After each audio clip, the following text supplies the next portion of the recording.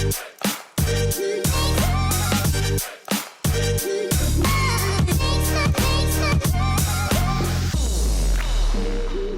everybody and welcome to this week's Motor Trade Radio podcast, brought to you in association with eBay Motors Group. It is Saturday the 17th of July and you're joined by myself, Philip Nothard.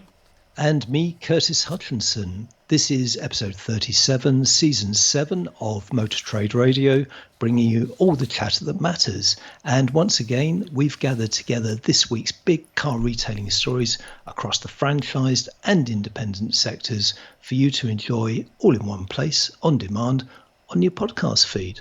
So, a bit of a solemn show this week, I'm afraid. Yes. We've got to start off the show with a bit of a tribute to a friend, a colleague, an industry legend in many ways. That sadly I lost a friend and a colleague earlier this week with James Davis, aka JD, who many of you will know for many years across the automotive sector, and things that he did with his world of commercial vehicles, and more recently with his vintage MG, which was his father's, and the money he was raising for the Alzheimer's Society, and anybody within the social space, whether on LinkedIn, Twitter, Facebook, Instagram, would have seen either JD or you would have seen Alzheimer's, MG Alzheimer's, and all the work that he was doing there. But sadly the industry has lost a legend early this week, unfortunately. Yeah, no, well said, Phil. And we will dedicate today's podcast to JD. And you're absolutely right. He was a sort of larger-than-life character. I had the pleasure of meeting him for the first time. It was actually with you, Phil, the London Motor Show. We got together there. And, I mean, he was just a sort of force of nature, incredibly enthusiastic. We had a really good chat and, followed it up on social media. And a lovely guy, and as you say, an absolute legend, very well respected, well regarded. He was very much the van man, and the go-to person for any information, any comments on vans. So a great loss, because he was a lovely guy.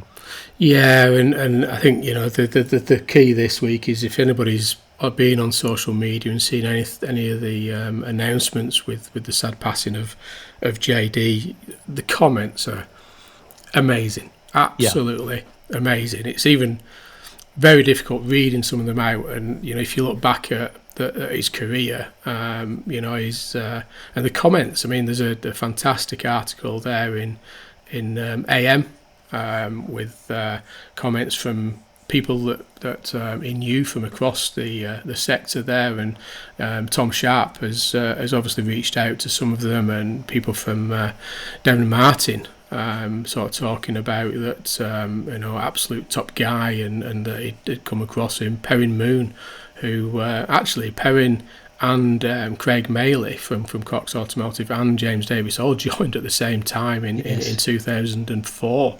When JD returned to Mannheim Auctions after a short break with the Royal Bank of Scotland. So his career does go back a long while with not just Mannheim but across the sector. Yeah, and it's probably just reading out Perrin's thoughts, because he says, I was lucky enough to call him my friend for 17 years. He has one of, if not, he was one of the nicest guys I've ever met in the UK auto industry. The industry is a little bit worse off today for his passing. RIP, my friend. So that was from Perrin Moon. And I say, he's, and there'll be a lot more coming out of this with obviously a memorial. Yes, and things like this for thinking of him and what people can do. The story does go into detail. It sort of talks about the 1959 MGA sports car that was his father. That there's a fantastic backstory to that. And if you've not heard the backstory, then you do need to hear it. Of how James had found that car, and it was his father's car. It was in Canada, wasn't it? It was, it yeah, and Canada? he got it. Yeah, he got it brought over. His life has gone into that vehicle since he got it. And there's a fantastic quote there, a comment there from the Association of Heritage Engineers, the AOHE, and that it won't be the same without the immense energy, affection, and enthusiasm. He's going to miss this fella really quite a lot. So everybody he met, he touched in one form or another, and it's a sad loss. Yeah, and you mentioned a memorial. When we know more about that, we'll obviously share that on social media. We will. So as I say, we'll dedicate the show to JD, and we'll just share some of this week's headlines. Yeah, so this week's headlines are from AM, Motor Trader, Car Dealer, BBC and Sky News. Car dealers to keep social distancing and mask wearing in showrooms from Monday despite no more legal requirement. Stellantis UK dealership closures now inevitable as OEM plans 2027 agency shift. We've got a number of stories around used car trends. So starting with new car retail distribution will continue to fuel used sales, says Cox Automotive. Looking at the US market, because US inflation revs as used car prices see biggest increase on record, and those increases are huge. Virtue Motors CEO Robert Forrester to appear on reality TV. That's not a line I ever thought I'd read out. No. We'll need to get him back on and talk about this at some point, but we'll go into that. We'll go into that story later. It's not Love Island. It's not, no. So, no, like you say, I mean, a lot of interesting stories there, and as you say, we're now just recording this ahead of the we're hoping the last and final date of the restriction lifts, and this is a story, as you say there, by Car Dealer. And this is where they've spoke to some of the leaders and some of the key industries contacts across the sector that talk about car dealers to keep social distancing and mask wearing in showrooms from Monday, despite no more legal requirement. And this is where the government have sort of devolved onto local decisions then, isn't it, now in a way that they're saying that there's advice that people should still social distance, still wear masks, but it's up to the businesses and the people themselves to make that decision, not governed by central government. But I think that the general feeling with this is many of them are sort of carrying on as normal.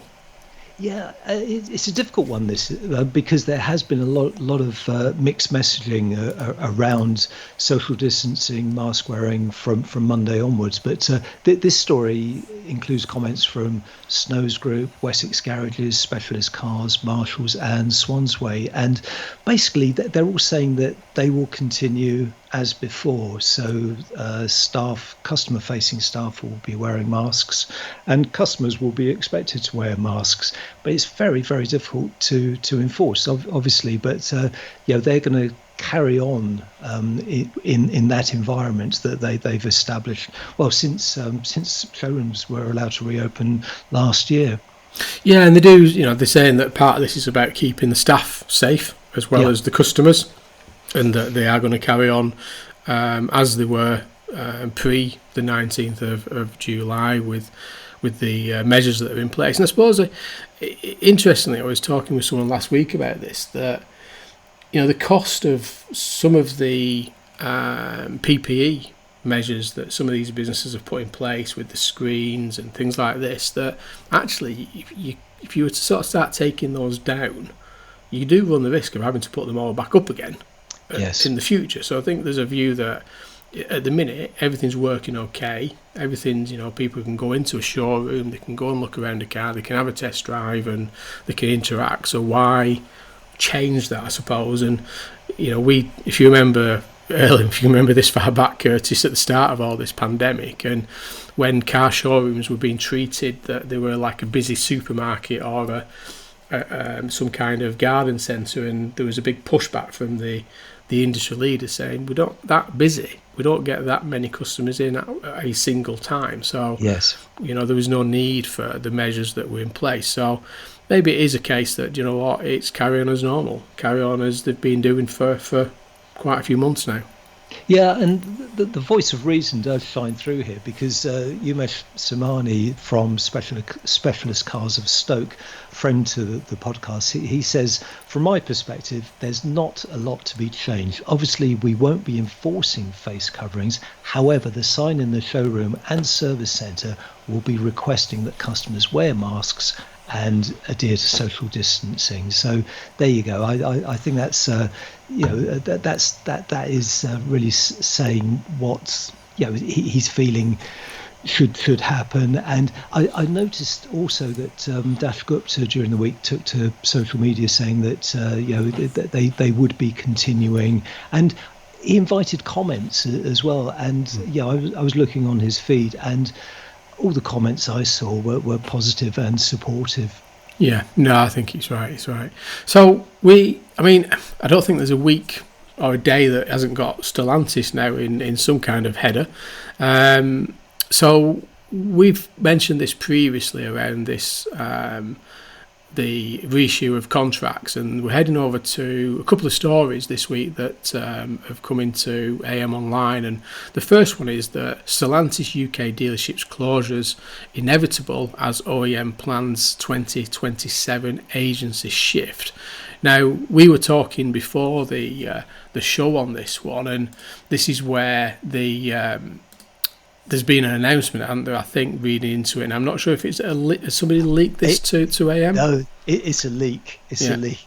So what happened was, it looks like there was a video call at the beginning of the week, which was hosted by Alison Jones, who's the country manager for Stellantis, and it involved some of her management team.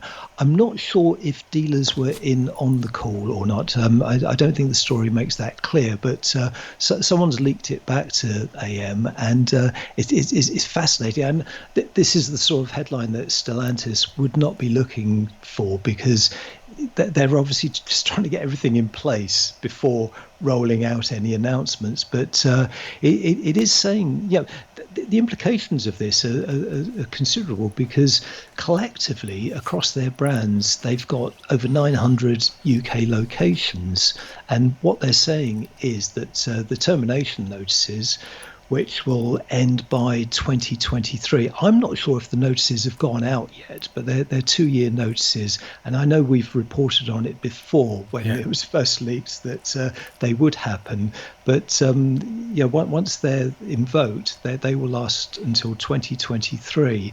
And what this report says is that Stellantis has already rated its dealers, so those 900 plus locations, A, B or C. So A will be the sites that will go with them under agency model, B are the ones that will be reviewed, and C are the ones that won't be making that journey. Yeah, and there is a lot to come from this. I know initially there was the reissue of the contracts, and that they were going to receive a letter of comfort, I think was the next deadline to sort of, which I presume is the A element of this, that's your letter to say, look, you are staying with us and we'll get around to the contracts in due course, kind of thing. So there's a lot going on, and you can see it really. I mean, we're talking about the US in some of the stories later, and obviously the merger takes Stellantis into the US fairly heavily. Takes them into I think this week was announced that they're the 4th largest global OEM now. So it's a big business, and there's obviously probably a lot of work to do, as there's probably a lot of work to get to where they are today. And this will be about streamlining and looking at the brands, looking at the operations they have at the same time as this move towards agency. And interestingly, I think this week that it was announced in Australia that Honda has turned all their dealer network into agents now.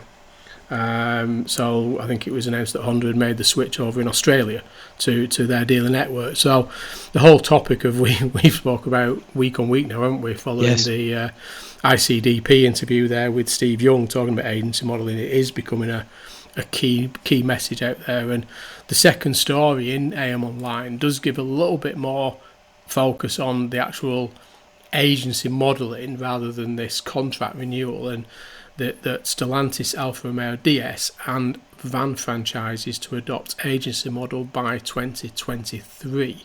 So this is again probably from the similar story that probably from the same yes, leak. It's the same source. Same source, should we say? But that the intention has already been made for the brands that they are switching towards agency by 2023.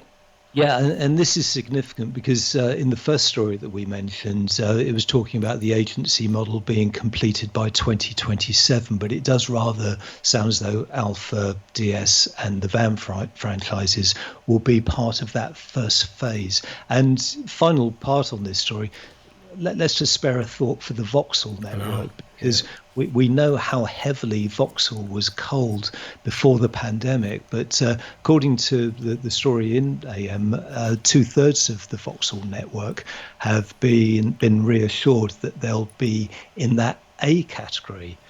But what about the remaining third? What about the ones that they've already lost as well? I mean, that's the bit with this, isn't it? I mean, there has been a lot of restructuring already starting to take place, a lot of consolidation across some of the brands pre the merger and during the merger. And like you say there, it's 2/3 of a smaller pot that have remained. Yes. And like you say, you do feel for the 1/3 that obviously haven't been told that they are remaining according to the source. So yeah, you do feel for that. So heading over to Motor Trader, where the headline is more customers take out longer leasing contracts. So this is consumers are now looking for longer car lease terms now than they were a year ago. So this is research that leasing.com have done, and they found that lease terms have risen from an average of 24 months in the first half of 2020 to 48 months in the first half of this year. And it's said that this could be due to motorists looking to keep their monthly outgoings as low as possible. But what I found particularly interesting in this story is the vehicles that people are opting for, because they're not going for the premium brands. They tend to be sticking with some of the volume brands, and it's being very sort of conservative, and maybe it is around just managing those monthly outgoings.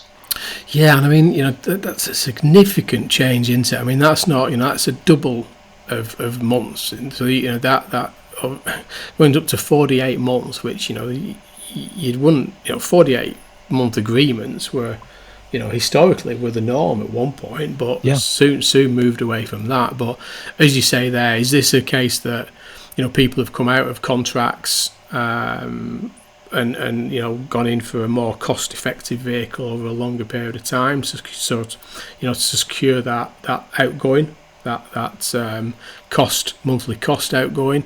Is it a case that part of this is down to availability of products as well, because we've talked about obviously the chip shortages and challenges in the market around availability of product. There's a lot that would be interesting, because it is a fairly short and sharp story there from Dave Timmins that I do know at leasing.com. It would be interesting to see why that shift has happened, and maybe get a little bit of insight from Dave on there. Maybe we get him onto the show. That could be a thing, couldn't it? And see what he's seeing around that. But I mean, it's kind of a sign of the times, isn't it? There's probably various reasons behind this, but that is a significant shift. And as you say there, not only a double in average months, but also that shift towards like the A3, the Vauxhall Corsa, VW Golf, etc., away from those premium brands. Yeah, and you did mention the semiconductor shortage, which we now know that a week cannot go by without mentioning the chip shortage or the agency model. But leasing.com does actually say that there's a lot of demand from customers for in-stock models. They're not looking for brand new cars because they're just not prepared to wait those timelines anymore. Definitely. So you're listening to All the Chat That Matters on Motor Trade Radio, brought to you in association with eBay Motors Group. This is your weekly one-stop shop for all the biggest car retailing headlines, and available on demand wherever you are on your podcast feed. So we are going back over to AM Online, and this is sort of a story for myself at Cox Automotive, and probably trying to highlight back on our conversation that we've just talked about there around the semiconductors. But I think one thing is clear with some of this, and there's a comment in there from Zeus Capital that there's a lot of other things going on. I mean, we've just been talking about Stellantis there, haven't we, with the re-engineering of their network in the UK and in Europe. We're going to be talking about what's happening over in the US shortly, but we've got to remember that there is a lot going on in that OEM world around that transition towards electrification, movement towards agency modelling, the size of their retail network in the UK, Europe, and international and US markets. So there's a lot going on, and also we've got to remember, and I think the point that I was trying to make with this, with yourself, Curtis, is that we've also still not really seen the impact of the EU exit because of the pandemic. Yes. So there is a lot going on from an OEM perspective that is having a significant hit on volumes in the marketplace. Yeah, and there is more to come. You're absolutely right. With Brexit, it's although it's happened, it's not a done deal. There's still more ramifications. We've talked before in the past about vehicle tariffs, which is something we're not seeing yet, but they will become a reality at some stage. So, yeah, a lot going on. And as you mentioned, within this story, there's some commentary from Zeus Capital, and actually fairly positive. They're expecting 2021 H1, H2 split of profits to be greater than the typical 70-30 levels. So, encouraging at the moment, but still a lot to play for. Yeah, I think there is it probably connects slightly with that previous story from leasing.com that, we've got to remember that there's been product on the ground. We've spoke about this before when we've been talking about the challenge of the semiconductor and the raw materials in general for the sector. But, we've gone through the first half of the year where product has either been in stock or in pipeline. And as the last story pointed out there, that people are now looking for physical vehicles they're not prepared to wait. And the reality is they may not get these ones because, there's no product. The manufacturers are still struggling to make product. So it is the second half of the year is potentially going to be worse or more challenging than what we've seen in the first half of the year. So the first half financials might give a false view of the market is one of the concerns that people are talking about. Meanwhile, over in America, it's booming. It's booming, yeah, because everyone's buying used cars. Yeah. It's you've found two fantastic stories here, and Sky News there, and the header is that US inflation revs up as used car prices see biggest increase on record, and it is an economic boom over in the US at the minute, isn't it? It is, yeah. So inflation is actually up 5%, but one of the key drivers for the inflation is the rise in price of used cars. And I really hope Darren Martin's listening to this, because he obviously coined the phrase summer of strength, but get a load of this. So used car prices in May increased by 45%. So they're 45% more than they were 12 months ago. So that's just absolutely staggering. So it's the biggest bounce in used vehicle prices for more than 60 years. I mean, we were talking, weren't we, when we spoke to Darren Martin last time about if we'd only known what was going to happen, and we've seen a 4.8, 6.7, a 4.8, and the values are still rising, but not to the same trajectory. But, if we'd bought these cars a year ago, pre-pandemic, we'd been sat on some seriously good profit potentially now, but 45%, you'd be a happy guy if you had those vehicles. But unfortunately, if you're out to buy a car in the US, it's going to be costly for you. Yes, yeah, and the story doesn't go into the ramifications in wholesale, because if they've gone up 45% in retail, then I think we can guarantee they've shot up in wholesale. But the story does actually talk about new car prices, because they actually rose 2% month on month, and that's the biggest increase since 1981. Yeah. I mean, it's kind of, I mean, we've talked about it for the UK, and the next story does go into that a little bit detail.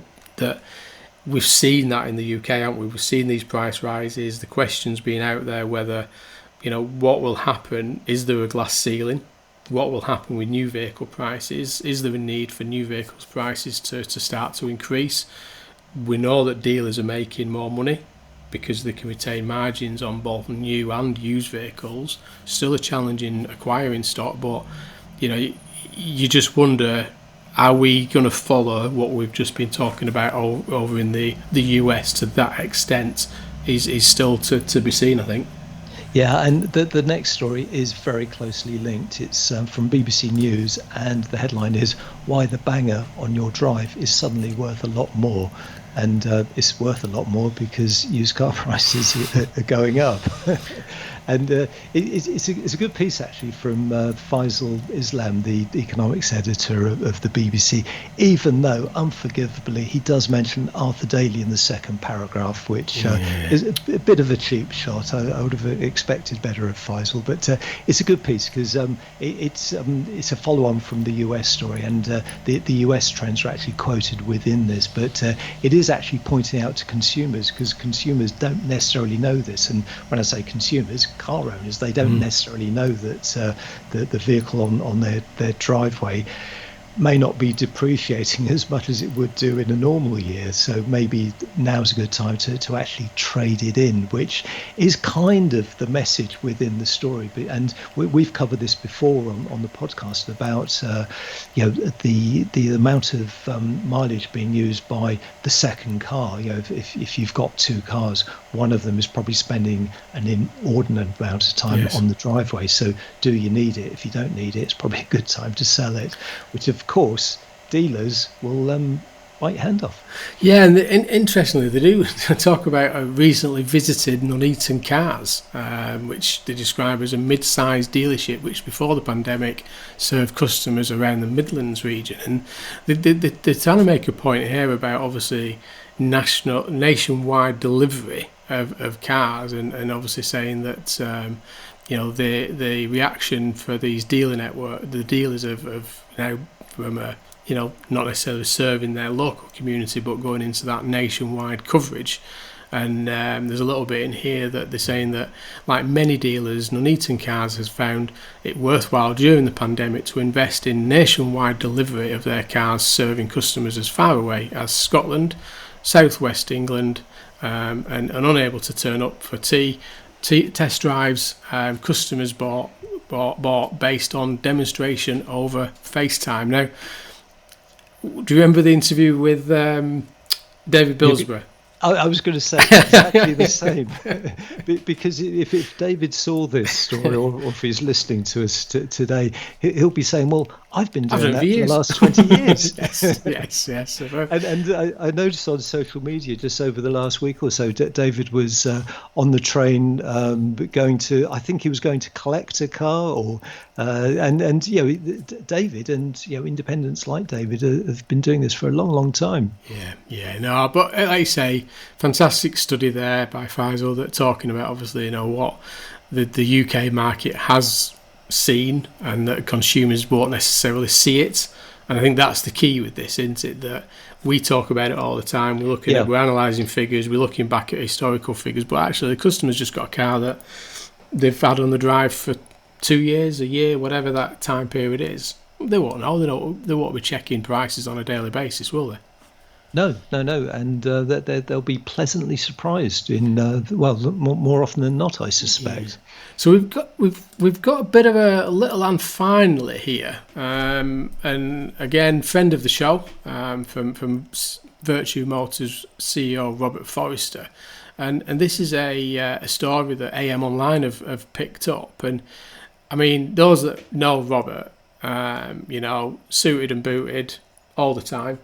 But he's going undercover, and I think we chatted before the show, didn't we, Curtis? We did, and I do remember the show in the US, which is where they did this undercover boss over in the US that did appear on the UK TV channels at one point, where big bosses in the US would dress up go undercover, whether that's and the first thing we thought of was that Gordon Ramsay cooking program over in the US there. But the idea with this is that they, from what I've seen of the shows, is that the big boss, the owners go undercover, they put all the makeup on and pretend to be employed in a different role as a new starter or some kind of undercover, and the idea is they go around their business and they find out what the actual employees think of the business, what is going on the ground floor, and it's always quite an interesting one. But yeah, Robert's doing it. I'm hope to God that he's already done it, because if not, everybody with a bit of a strange look or mannerism, they're going to be thinking it's Robert, which could cause a few problems. Anyone starting with the business over the next couple of weeks, the assumption is, could it be? Could it? Well, you would, wouldn't you? Yes, you would, yeah. And I'm intrigued by this, and I can't wait to see it and to see how good the makeup, the sort of false nose and wig. What role he takes as well. That's the thing. What does he got? What is he going to do? What job is he going to? What job function is he going to go? Is he going to be a receptionist, valeter, driver, car salesperson? I do wonder what he's going to do, because we've all gone through this experience in the industry of mystery shopping, but this is entirely different. And I suppose where's he going to go as well is the big key as well. Is he going to go to his existing businesses, or is he going to go to new businesses that he's only just acquired? Which may not recognise him as much as some of his longer term owned businesses from before. Yeah, I mean, this is part of the problem, isn't it? Because Robert is instantly recognisable, not only to people within his business but across the industry. But that we'll let you know when this one's being shown. We'll keep an eye open for that. But the story does actually say that earlier this month, Robert took to Twitter to share one recent improvement made to employees' terms at Virtue, and the story alludes that this could be as a result of his participation in the TV program. But it goes on to say that the business's maternity pay would be ramped up to 90% of average earnings for 6 months, and that would put it on a par with Marks and Spencer's. So maybe that is something that he found out working elsewhere in the business. We'll have to tune in to find out. It could well be. So as I say, that's the show for this week, and it's been dedicated to a very good friend of me, you, Curtis, and majority, if not all, of the listeners to the podcast, to a very good friend, James Davis, aka JD, who sadly passed away this week. So everybody loves you spits, JD, and stay safe, everybody. Yeah, well said, Phil. That's all for now. You've been listening to the weekly Motor Trade Radio podcast, brought to you in association with eBay Motors Group. Thanks for joining us for all the chatter that matters. We're back next weekend with our take on the latest car retailing headlines from across the media. Until then, it's goodbye from me. And it's goodbye from him.